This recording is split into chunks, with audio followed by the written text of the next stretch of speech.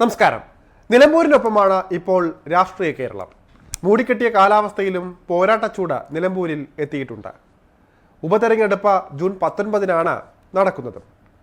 LDFും UDFും മണ്ഡലത്തിൽ പ്രചാരണങ്ങളും ശക്തമാക്കിയിട്ടുണ്ട്. ഇതിനിടെ നിലമ്പൂരിൽ SDPI സ്ഥാനാർത്ഥിയെ പിൻവലിക്കണം എന്ന കോൺഗ്രസ് നേതാവ് രാഹുൽ മാങ്കൂട്ടത്തിൽ പറഞ്ഞതായി അവകാശപ്പെടുന്ന ഒരു വാർത്താ കാർഡ് സമൂഹ മാധ്യമങ്ങളിൽ പ്രചരിക്കുകയാണ്.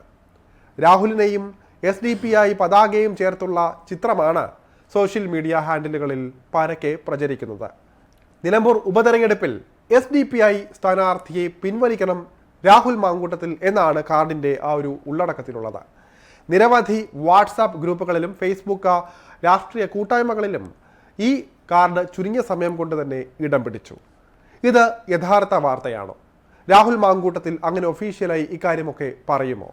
സത്യാവസ്ഥ എന്താണ്? പരിശോധിക്കാം.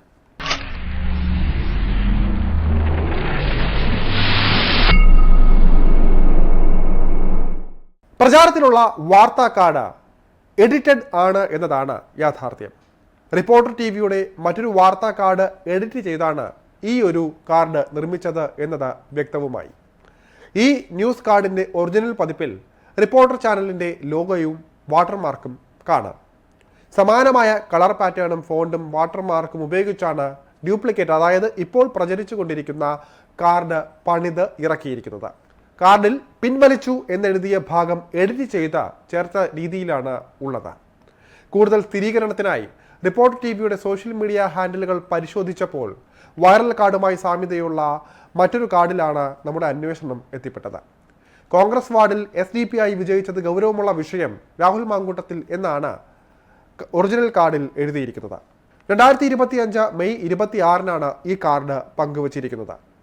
രണ്ട് കാർഡുകളും തമ്മിൽ താരതമ്യം ചെയ്തപ്പോൾ യഥാർത്ഥ വാർത്താ കാർഡിലെ കോൺഗ്രസിൻ്റെ പതാക ഉൾപ്പെടെ എഡിറ്റ് ചെയ്ത് മാറ്റിയാണ് വൈറൽ കാർഡ് നിർമ്മിച്ചത് എന്ന് വ്യക്തമായിട്ടുണ്ട്.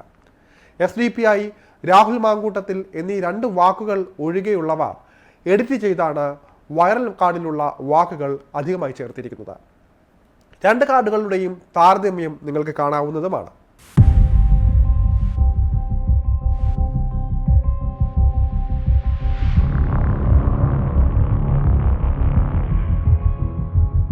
രാഹുൽ മാങ്കൂട്ടത്തിൽ SDPI സ്ഥാനാർത്ഥിയെ പിൻവലിക്കണമെന്ന പ്രസ്താവന നടത്തിയിട്ടുണ്ടോ എന്ന കാര്യം രാഹുലുമായി ബന്ധപ്പെട്ടവരോട് നമ്മൾ ചോദിച്ചപ്പോൾ അങ്ങനെ ഒരു പ്രസ്താവന നടത്തിയിട്ടില്ല എന്നാണ് അറിയിപ്പ് കിട്ടിയത്.